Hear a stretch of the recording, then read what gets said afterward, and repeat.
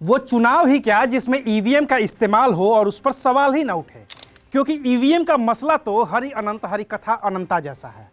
फिलहाल देश के 5 राज्यों में विधानसभा के चुनाव चल रहे हैं। इस चुनाव के दौरान ईवीएम पर सवाल बड़ी दबी छिपी जुबान से उठ रहे थे, लेकिन 1 अप्रैल को जैसे ही असम और बंगाल में दूसरे चरण की वोटिंग खत्म हुई, ईवीएम का जिन्न बोतल से बाहर आ गया और इस बार तो ईवीएम पर सवाल सीधे चुनाव आयोग के अधिकारियों की वजह से ही उठ गए, जिसके बाद उन्हें नौकरी से हाथ धोना पड़ा।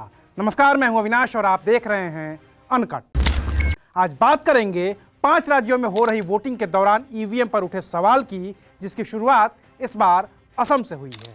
असम में एक जिला है करीमगंज। वहां पर 1 अप्रैल को दूसरे चरण की वोटिंग हुई। इसमें पथरकंडी विधानसभा क्षेत्र भी शामिल था, जिसमें वोट डाले गए। वोटिंग तक सब ठीक था। रात को करीब 10 बजे सफेद रंग की एक गाड़ी में एक ईवीएम मिली। उस वक्त गाड़ी में कोई नहीं था और उसको लोग घेरे हुए थे। पता चला कि ईवीएम पथरकंडी विधानसभा क्षेत्र के बूथ नंबर 149 की है और जिस गाड़ी में ये ईवीएम मिली है वो गाड़ी बीजेपी के उम्मीदवार कृष्णेंदु पाल की है।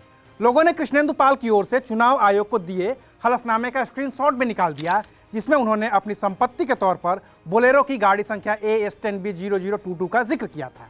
इस जानकारी के सामने आने के साथ ही बवाल शुरू हो गया। इसका वीडियो भी सोशल मीडिया पर वायरल हो गया।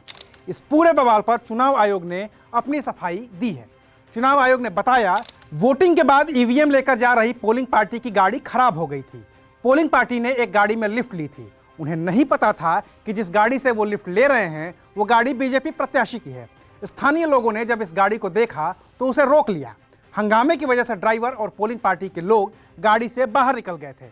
ईवीएम का चुनाव में इस्तेमाल हुआ था, उसकी सील नहीं टूटी थी, यानी कि उसके साथ कोई छेड़छाड़ नहीं की गई थी। ये बयान चुनाव आयोग का है, जिसने डीएम से रिपोर्ट तलब की थी और तब पूरे मसले की जानकारी दी थी। हालांकि चुनाव आयोग की ओर से यह भी कहा गया है कि परिवहन प्रोटोकॉल का उल्लंघन करने के लिए पीठासीन अधिकारी को कारण बताओ नोटिस जारी किया गया है। साथ ही पीओ और 3 अन्य अधिकारियों को निलंबित किया गया है। हालांकि ईवीएम की सील बंद मिली, लेकिन LAC 1 रतबाड़ी SC के इंदिरा MV स्कूल संख्या 149 पर दोबारा मतदान कराने का फैसला लिया गया है। चुनाव आयोग ने अपनी ओर से स्थिति साफ कर दी है, लेकिन विपक्ष को फिर से ईवीएम पर सवाल उठाने का मौका मिल गया है। कांग्रेस महासचिव प्रियंका गांधी ने ट्वीट कर पूछा है कि प्रिय चुनाव आयोग, ये माजरा क्या है। वहीं राहुल गांधी ने लिखा है कि EC की गाड़ी खराब, भाजपा की नीयत खराब, लोकतंत्र की हालत खराब। असम में AIUDF प्रेसिडेंट मौलाना बदरुद्दीन अजमल ने तो ईवीएम वाले वीडियो को रिट्वीट करके लिखा है कि ध्रुवीकरण से लेकर वोट खरीदने, कैंडिडेट खरीदने, जुमलेबाजी करने, 2 मुख्यमंत्री की बात करने और CAA पर दोहरा रुख अपनाने वाली बीजेपी जब हर तरह से हार गई है तो वो ईवीएम चुरा रही है। इस पूरे मसले के बाद एक बार फिर से ईवीएम पर सवाल उठने शुरू हो गए हैं। इसको लेकर प्रियंका गांधी वाड्रा ने एक के बाद एक 3 ट्वीट किए हैं और अब एक बार फिर से ईवीएम की वैधानिकता निशाने पर है। लेकिन क्या चुनाव बैलेट पेपर से होते हैं तो निष्पक्ष होते हैं? ये एक ऐसा सवाल है जिसके जवाब की तलाश ज़्यादा मुश्किल नहीं होगी। आपको एक ट्वीट दिखाते हैं, स्क्रीन पर नजर आ रहा होगा।